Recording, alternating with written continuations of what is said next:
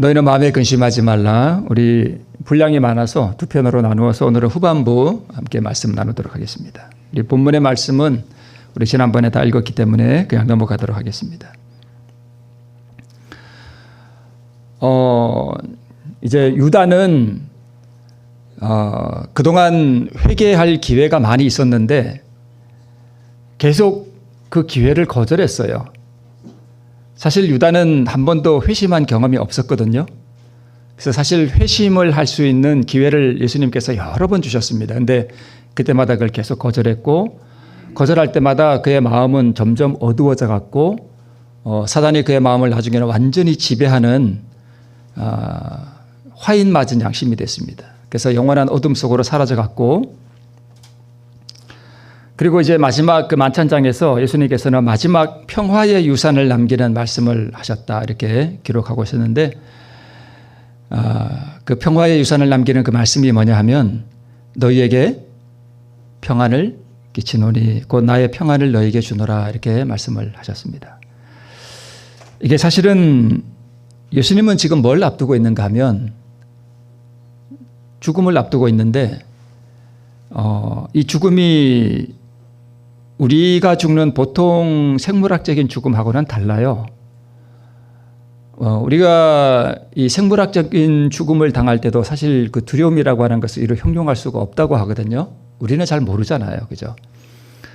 근데 그 사형수들을 보면 그 두려움이 얼마나 큰지 우리가 미루어 간접적으로 좀 짐작할 수 있습니다. 근데 예수님의 사망은 생물학적인 죽음이 아니고 그 하나님께로부터 영원히 분리되는 그 죽음을 앞두고 계신데, 지금 그분이 제자들에게 주고자 하는 그 마음이 예수님에게 있는데, 그 마음이 어떤 마음이냐 하면 평안이라는 거예요. 평안. 지극히 평안한 마음. 그러니까 어떻게 그렇게 평안할 수 있는가 하면, 그분은 33년 반 동안 사시면서 끊임없이 자기 자신을 아버지 하나님께 굴복시킴으로 말미암아서 그분에게는 더 이상 자아가 남아있지 않았습니다. 그러니까 무아의 정신이라 그러죠. 그러니까 무아의 봉사를 살아오셨고, 지금도 여전히 무아의 마지막 그 봉사를 하시기 위해서 준비하고 계셨기 때문에 그분의 마음에는 제자들에게 남겨줄 수 있는 그 평안이 있었습니다. 그런데 그분은 또 굉장히 슬퍼하셨거든요. 근데 그것은 자신 때문에 슬퍼한 게 아니에요. 누구 때문에 슬퍼하셨을까요? 제자들 때문에 슬퍼하셨습니다. 남겨질 제자들.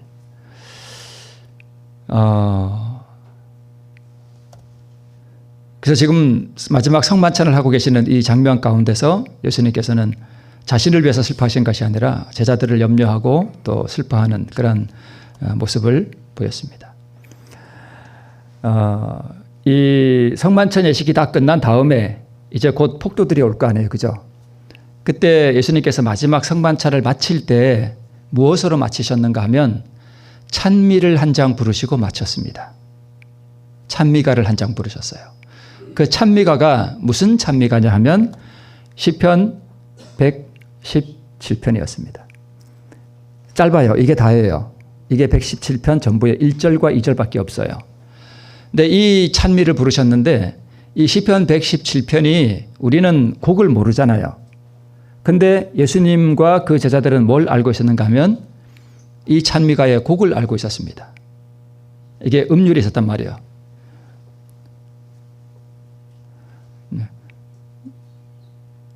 우리 둘째 찬미가 하늘 가는 밝은 길이잖아요. 하늘 가는 밝은 길이, 이렇게 하듯이 너희 모든 나라들아, 이런 식으로 이게 곡이 있었단 말이에요. 근데 지금 이 곡이 무엇인지 우리는 전혀 몰라요. 예수님이 이 성만찬을 마치면서 이 찬미를 부르신 거예요. 너희 모든 나라들아 여호와를 찬양하며 너희 모든 백성들아 저를 칭송할지어다. 우리에게 향하신 여호와의 인자하심이 크고 진실하심이 영원하미로다. 할렐루야. 이 찬미를 부르셨습니다. 예수님의 찬미 한번 들어보고 싶지 않으세요? 예수님이 부르시는 찬미. 예수님은 노래를 상당히 잘하셨을 것 같아요. 그죠?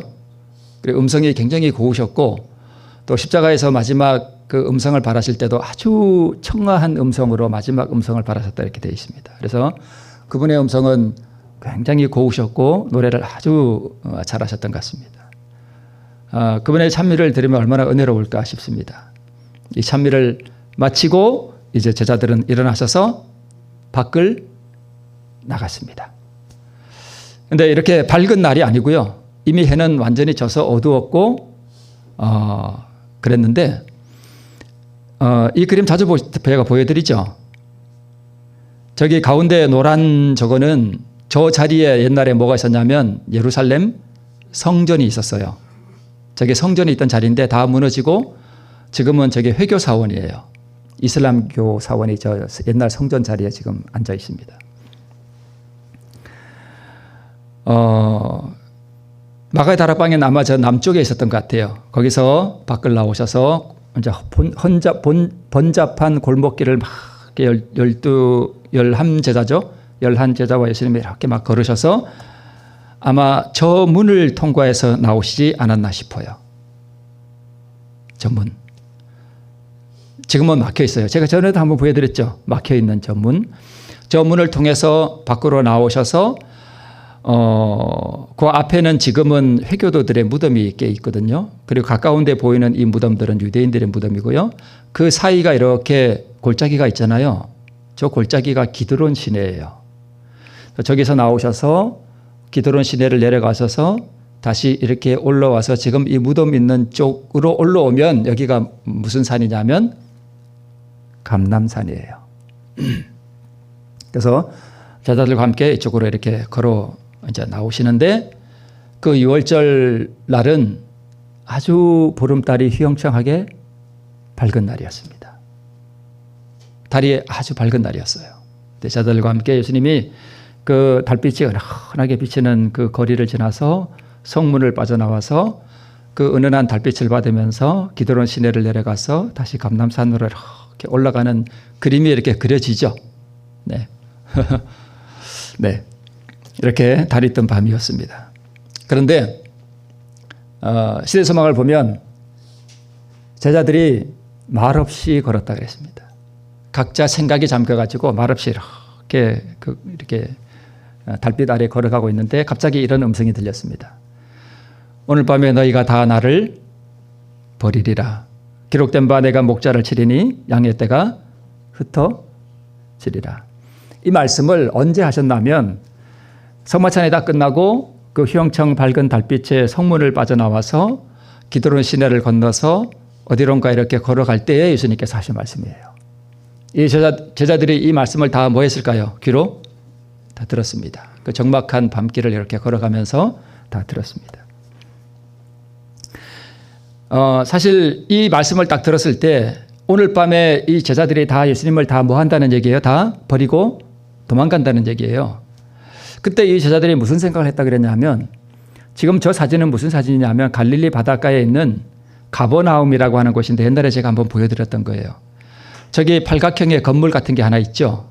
저게 옛날 베드로의 집이 저기 있었다. 그래서 지금 저렇게 누가 이렇게 만들어 놓은 거예요. 저기가 베드로의 집이었고 이쪽으로 붉은 원 안에 폐허가 된 무슨 건물이 하나 보이죠. 저게 가버나움 회당이에요. 진짜 맞는지는 모르겠습니다만 가버나움 회당이라고 합니다. 이 가버나움 회당에서 예수님께서 전에 무슨 말씀을 하셨는가 하면 내가 생명의 떡이다 하는 그 설교를 하셨었어요. 저기서. 그때에 예수님을 따르던 수많은 사람들이 내가 생명의 떡이다 하는 그 말씀을 듣고 다 예수님을 버렸습니다. 제자들의 마음에 옛날 그 갈릴리 바다 가버나움 회당에서 많은 사람들이 예수님을 등지고 떠났던 그 장면이 제자들의 마음속에 떠올랐습니다. 이제 그 사람들이 예수님 다 버렸는데 이제 누구도 다 버린다는 거예요. 제자들도 다 버린다는 그 얘기를 듣고 제자들이 엄청 충격을 받았습니다. 그때 베드로가 그 달빛 아래서 이렇게 말했습니다. 다 버릴지라도 나는 그렇지 않겠나이다. 이렇게 말했습니다. 진심으로 한 말이에요. 정말 충성심으로 정말 거짓을 한 얘기 아니거든요. 이런 얘기를 예수님께 했습니다. 근데 베드로가 알지 못했던 게 하나 있었어요. 뭘 알지 못했는가 하면 베드로 자신에 대해서 몰랐습니다. 진심으로 한 말이었지만 자기가 얼마나 연약하고 자기가 어려운 상황 가운데서 얼마나 자기 마음이 변할 수 있는지 베드로 자신도 몰랐습니다. 이 제자들의 마음속에 뭐가 있었냐면 이기심, 철면피함도 있었다고 기록되어 있고요. 또 아직 성화가 덜 된, 성화되지 못한 성질머리들이 아직 제자들의 마음속에 있었고, 또 베드로처럼 이렇게 자기 자신에 대해서 잘 알지 못하는 부주의함도 있었다고 그랬고, 억제하지 못하는 죄가 아직도 제자들의 마음속에 있었다, 이렇게 기록되어 있습니다. 예수님을 3년 반 동안이나 쫓아다녔는데 아직도 이기심이 있는가? 아직도 억제하지 못하는 죄악이 그들의 마음 가운데 남아 있었나? 이게 뭐지? 이런 부분에 대해서는 제가 내일 말씀을 좀 드리겠습니다. 이게 도대체 뭔가? 제자라고 3년 반을 쫓아다녔는데 이게 무엇인가 하는 부분에 대해서는 제가 내일 말씀드리겠습니다. 예수님의 엄숙한 경고는 마음을 살피라는 그러한 요구였는데요. 베드로는 그것을 못했습니다. 만약 베드로가 예수님의 그 경고를 듣고 자기 자신이 얼마나 연약한 줄을 깨달았더라면 옛날 갈릴리 바다에서 빠져들어갈 때 예수님 나를 구원해 달라고 부르짖었었죠. 만약 베드로가 자기 자신에 대해서 알았더라면 그때 베드로가 이렇게 했어야 돼요. 예수님 저를 좀 뭐 해주십시오. 구원해 달라고 이렇게 부르짖었더라면 베드로는 예수님을 부인하는 그러한 상황 가운데 들어가지 않았을 수도 있습니다. 그런데 역설적이게도 여러분, 베드로가 예수님을 그렇게 3번이나 부인하는 그 사건이 오히려 베드로가 자기 자신이 얼마나 연약하고 자기 자신에 대해서 스스로 자기 자신이 얼마나 믿을 수 없는 사람인지에 대해서 처절하게 깨닫는 오히려 그러한 하나의 사건이 되었다는 것에 대해서 그 이후로부터 베드로는 자기가 그렇게 함부로 자기 자신을 믿고 그렇게 말할 수 없다는 사실을 깊이 깨닫게 됩니다. 그래서 오히려 그 사건이 베드로에게는 역설적이게도 은혜로운 사건이었다 이렇게 볼 수 있습니다. 예루살렘 성문을 빠져나와서 이렇게 감람산을 향해서 이렇게 가는 도중에 이렇게 모여서 두런두런 이야기도 아마 하셨을 것 같아요. 근데 이것은 아까 예루살렘 성 제가 보여드렸잖아요. 그걸 등지고 감람산 쪽을 바라본 거예요. 이쪽 오른쪽으로 가면 그 무덤들이 있고요. 아마 그런 것 같아요. 그리고 저기 교회가 하나 보이죠? 가운데, 그죠? 저게 만국교회라 그래요. 16개 국가에서 돈을 모아가지고 저 교회를 만들었는데 왜 저기다가 저 만국교회를 세웠는가 하면 저 자리가 예수님께서 겟세마네 동산에서 기도하셨잖아요. 바위 위에서. 그 자리다 해서 저기다 교회를 세웠는데 진짜 저긴지는 아무도 모릅니다. 그냥 그럴 거다 해서 저기다 교회를 세웠습니다. 그러니까 그 성문을 빠져나와서 기드론 시내를 건너서 감람산을 기슭을 올라가다가 어느 기슭에서 예수님께서 이제 그 기도를 드리셨던 것이죠. 지금 보이는 저 앞에 있는 저 산이 감람산이에요. 감람이 뭔지 아시죠? 올리브 나무예요, 올리브. 여러분 올리브 오일 쓰시나요? 요리할 때? 올리브. 쓸 때도 있고 안 쓰고. 이건 다 아시죠? 예. 그 올리브 나무를 감람나무라 그러잖아요. 그죠? 옛날에 저기 감람나무가 많았던 것 같아요. 그래서 감람산이라 그러는데 이렇게 높은 산은 아니고 이렇게 언덕같이 이렇게 된 그런 산으로 예수님께서 이렇게 걸어가시는 것입니다. 걸어가시는데 나는 포도나무요 너희는 뭐니? 가지니 내 안에 붙어 있으면 많은 열매를 맺겠다 하는 말씀을 언제 하셨나 하면 이때 하셨어요. 그 달밝은 밤에 이렇게 걸어가는데 어느 한 곳에 이르렀더니 예수님과 제자들 앞에 뭐가 나타났는가 하면 무성한 포도나무가 보였습니다. 물론 이것처럼 포도나 열매는 아마 없었을 거예요. 왜냐하면 예수님께서 십자가 달리실 때는 봄이었거든요. 꼭 요때 좀 지나서요. 4월 달 좀 해서 초순, 중순 그때쯤 아마 예수님이 십자가에 달리셨던 것 같아요. 그러니까 그때는 포도가 없잖아요. 근데 이제 잎이 나와서 이렇게 무성했다 이런 거 보니까 거기는 아열대 지방이니까 좀 잎이 일찍 나왔던 것 같습니다. 그 포도나무를 보시면서 예수님께서 말씀하셨습니다. 내가 참 포도나무여 내 아버지는 그 농부라 라고 하는 이 비유를 이때 하셨던 거예요. 이 말씀에 대해서 우리 시대소망은 뭐라고 해석하고 있는가 하면 이렇게 되어 있습니다. 이스라엘과 연결되었다고 해서 너희들이 하나님의 생명에 참여하는 자가 되고 그분의 약속의 상속자들이 될 수 있다고 생각하지 말아라. 나를 통해서만 영적 생명을 받을 수 있다라는 의미로 이 말씀을 하셨습니다. 지금 제자들은 이스라엘 백성들이잖아요. 그러니까 이스라엘 백성 되었다는 그것 자체가 그들에게 뭘 주지 못한다? 구원을 주지 못한다는 것을 말씀하고 있습니다. 이것을 오늘날 우리의 상황에 적용해 보면 재림교인이 되었다고 해서 너희들이 하나님의 생명에 참여하는 자가 되고 그분의 약속의 상속자들이 될 수 있다고 생각하지 말아라 하는 말씀으로 우리가 적용해 볼 수 있습니다. 우리가 재림교인이 되었다고 우리가 연결되었다고 해서 우리가 반드시 예수님과 연결되었다고 볼 수는 없죠. 네, 똑같아요.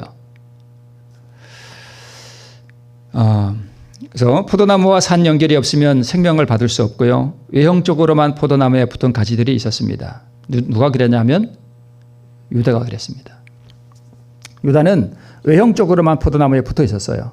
그러니까 외형적으로 포도나무에 붙어 있다 하는 얘기는 진실로 자기가 굴복되고 예수님 안에서 예수님을 자기 안에 이 개인의 구세주로 받아들이고 영생을 얻는 그런 회심의 경험도 없었고 그냥 예수님을 따라만 다닌 거예요. 쉽게 말하면 교회만 다닌 거죠. 그러나 유다는 예수님에게 직접적으로 진짜로 한번 이렇게 연결되어 본 적이 한 번도 없었습니다. 그냥 붙어 있는 것처럼 보였지만 실질적으로 연결은 없었습니다. 그러면 포도나무에 붙어 있는가는 열매로 알 수 있는데 그러면 여러분 나는 포도나무요 내 아버지는 그 농부고 너희는 가지다 그랬을 때 우리가 만약에 가지라면 내가 포도나무에 어떻게 해야 붙을 수 있나요?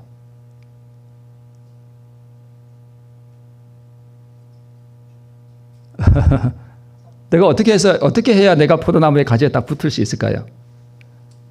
이게 다 그러니까 믿음으로 말면 의예요. 포도나무가 예수님이잖아요, 그죠? 우리가 어떻게 예수님에게 붙어요? 내가 죽으면 되는 거예요, 그죠? 그러면 포도나무에 붙는 거예요. 계속적으로 내가 붙어 죽고 계속적으로 내가 그리스도를 의지하면 그분에게 붙어 있는 거예요. 근데 유다는 한 번도 뭐 해본 적이 없는 거예요. 자기가 죽어본 적이 없는 거예요. 하나님 앞에 굴복되어 본 경험이 없는 거예요. 제가 오늘 어떤 분에게 전화를 이렇게 받았는데 자기가 오늘 처음으로 자아가 굴복되는 경험을 했대요. 그런 경험을 제가 이렇게 하면서 그러니까 어려운 인간관계 속에서 이게 견딜 수 없는 무엇을 느꼈는가 봐요. 자기를 힘들게 하는 사람이 있었나 봐요. 그것도 우리 교인 중에 어떤 분이. 그 때문에 너무 괴롭고 어찌할 바를 몰랐는데 그러면 다 아시잖아요. 그죠? 속에서 올라와서 이렇게 그건데 오늘 새벽에 진실로 평화를 누렸다는 거예요.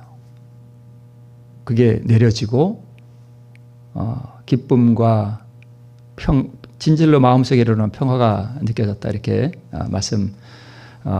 이야기하는 걸 제가 이렇게 들었습니다. 그게 포도나무에 붙는 거예요. 그러니까 모든 게 다 이걸로 다 우리가 통해진다고 볼 수 있습니다. 그러면 무엇이 열매죠? 내가 그것을 내려놓았을 때 내 심령 속에 이르러오는 그 평화, 평안, 기쁨. 내가 평화의 유산을 주님께서 주신다 그랬는데 나의 평안을 너에게 주노니 라고 이렇게 우리에게 약속해 주셨는데 그 평안이 우리에게 어떻게 이르러오는가 하는 것을 경험하는 것이죠. 그게 평화의 유산이죠. 그러면 무엇이 열매인가 하면 그 평안과 그 기쁨 그 자체가 사실은 열매예요. 그게. 그러니까 내가 죽어지면 열매는 3일 있다 생기는 것도 아니고 한 달 있다 생기는 것도 아니고 언제 생겨요? 즉시 생기는 거예요. 그게 열매예요. 그 열매는 내 열매예요? 예수님이 열매예요. 예수님이라는 열매가 내 안에서 열리는 것이죠. 그래서 내가 포도나무에 붙어 있는가 하는 것은 열매로 알 수 있습니다. 그리고 그분의 봉사사업에 적극적으로 복종하는 생애로 나타난다라고 되어 있습니다. 그리고 이 한 번의 연합은 계속적으로 지속되어야 한다. 이게 이제 시대 소망에 있는 이 말씀들을 제가 요약해서 한 줄 한 줄 그냥 이렇게 정리해 놓은 것입니다. 이거 제가 만든 게 아니고 시대 소망에 있는 말씀을 제가 그대로 요약 정리한 것입니다. 그리고 이 한 번의 연합은 계속 지속되어야 되는데 지속하는 방법도 처음에 붙는 방법과 똑같아요. 이해되시죠? 계속 그렇게 하는 거예요. 그러면 계속 붙어 있는 거예요. 붙은 가지는 열매를 더 맺게 하기 위해서 전종하는 시련을 주님께서 우리에게 허락해 주신다라고 아까 누가 기도하실 때 그랬나요? 장로님께서 말씀하셨나요? 예, 실현하는 전정하는 이거 잠깐 언급하신 것 같은데 이렇게 주님께서 우리에게 그러니까 붙어 있는 가지가 이렇게 붙어 있는데 이 가지가 자꾸 땅으로 뭐해요? 내려오기도 하고 가지가 쓸모없는 가지가 나오기도 하고 그다음에 햇빛이 잘 들어와야 되는데 햇빛을 가리는 잎이 너무 무성해질 수도 있고 그죠? 그렇단 말이에요. 그러면 하나님께서 전정하는 가위로 우리를 그것들을 다 뭐 해주셔요? 잘라주셔요. 잘라주시는데 여러분 보세요. 잘라주시는데 내가 만약에 가지라 그러면 내 가지가 이렇게 하나 띄어나왔어. 그러면 예수님께서 이걸 전정을 하는데 이걸 우리가 알아야 될 게 뭐냐 하면 예수님께서 전정하는 가위로 우리의 마음속에 있는 덧나온 가지를 자르실 때 절대로 우리의 동의 없이 하시지 않습니다. 나도 모르는데 그분이 임의로 오셔서 그걸 탁 잘라 가시지 않습니다. 이게 뭔지 여러분 이해하시죠? 내가 그걸 버리기로 뭐 해줘야 돼요? 허락해 줘야 됩니다. 그래서 자아 굴복은 내가 하는 게 아니라 사실은 그분이 그것을 가져가시도록 내가 뭐 해주는 거예요? 허락해 드리는 거예요. 그러면 그분이 그거 잘라 가셔요. 그것이 내가 계속적으로 포도나무에 붙어 있는 방법입니다. 그러면 우리가 이런 그 믿음으로 얻는 의라고 하는 이런 것을 잘 모르면 나는 포도나무여 너희는 가지니 내게 붙어 있어라 그러면 막연하잖아요. 솔직히 여러분 막연하지 않아요?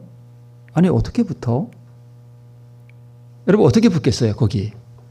그냥 믿으면 되나요? 그래서 이런 것들을 우리가 이해를 하면 포도나무에 붙는 것이 무엇인지 어떻게 지속적으로 붙어 있는지 이런 것들을 이해할 수 있습니다. 그래서 감람산 기수께서 마지막 회합에서 나타내신 그분의 가장 큰 소망이 무엇인가 하면 서로 사랑하라는 것이었습니다. 서로 사랑하라. 그것을 예수님의 그분의 그 가슴 속에 있는 그 사랑을 우리 제자들이 받을 때에 그 사랑이 나타나는 것이 바로 사랑하는 것이겠죠. 그래서 이 제자들은 사랑에 대한 새로운 개념을 가질 필요가 있었다 그랬는데 왜 사랑에 대한 새로운 개념을 가질 필요가 있었다라고 기록하고 있는가 하면 그리스도께서 그들을 사랑하신 것처럼 그들이 서로를 사랑하지 않았기 때문에 이 계명이 제자들에게는 뭐한 거였대요? 새로운 거였대요. 제자들에게 사랑이 전혀 없었을까요? 네, 있었어요.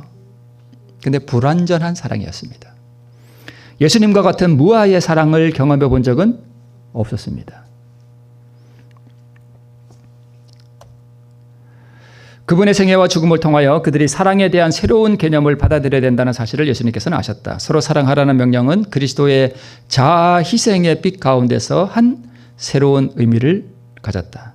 그러니까 제자들이 진실로 서로를 사랑하게 되고 이 죄가 정말 그들의 삶 속에서 결정적으로 끝나버리는 그 사건이 무엇을 통해서였는가 하면 십자가를 통해서였습니다.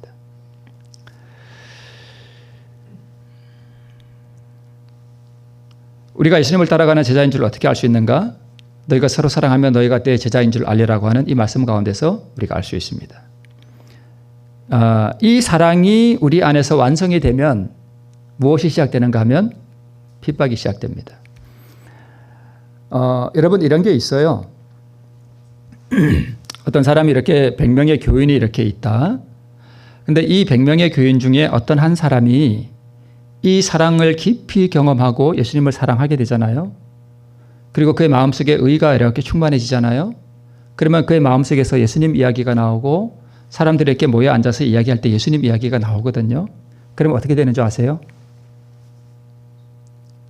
그 교인은 다른 교인들 사이에서 왕따가 됩니다.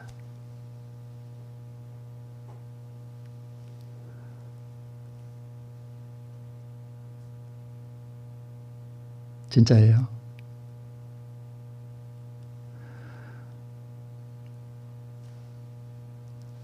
일단의 교인들에게 모여서 이런 얘기 저런 얘기 하는데 예수님 얘기를 딱 끝내고 예수님 사랑 얘기를 딱 꺼내잖아요. 다들 말이 없어집니다. 조용해져요.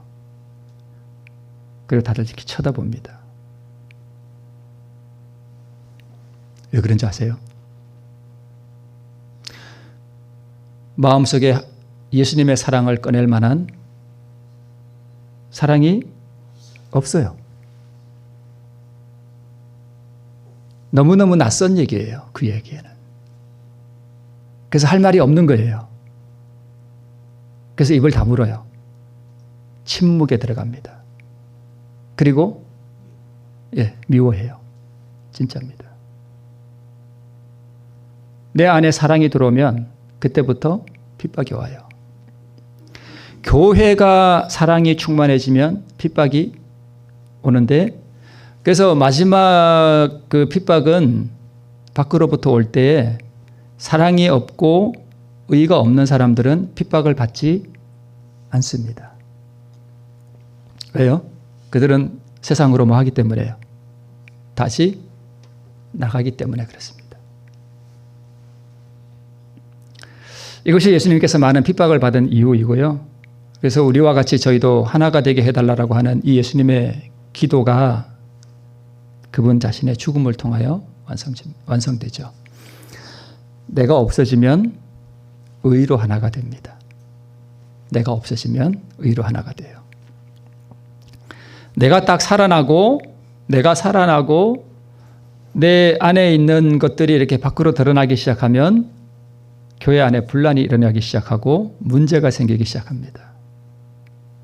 내가 없어지고 내가 죽어지면 교회가 조용해집니다. 그 대신 다른 핍박이 또 오게 되죠. 예수님께서는 이제 발걸음을 옮겨 놓으시고 가장 깊은 슬픔이 그분의 영혼을 둘러싸고 있었는데 자신을 향한 슬픔이 아니라 이제 예언적 안목으로 예수님께서는 마지막 큰 투쟁에서 벌어질 광경들을 이렇게 훑어보셨는데 예수님께서는 당신이 다 이루었다고 부르실 때에 온 하늘이 개가를 부를 것을 그분은 아셨다라고 성경에 기록되어 있고요. 그분의 귀에는 멀리서 들려오는 음악과 하늘 조정에서 들려오는 승리의 함성이 들렸습니다. 아마 실제로 들렸던 것 같아요. 예수님께서 그 마지막 그 투쟁을 향해서 나가실 때 그분은 그때 사단의 제국의 멸망을 고하는 조종이 울릴 것이며 그리스도의 이름이 온 우주를 통하여 이 세계에서 저 세계로 선포될 것을 그분께서는 아셨습니다. 그분에게는 사단과의 마지막 투쟁이 기다리고 있으며 그분은 이 투쟁을 맞으려고 이제 나아가십니다. 이게 이제 마지막 것입니다.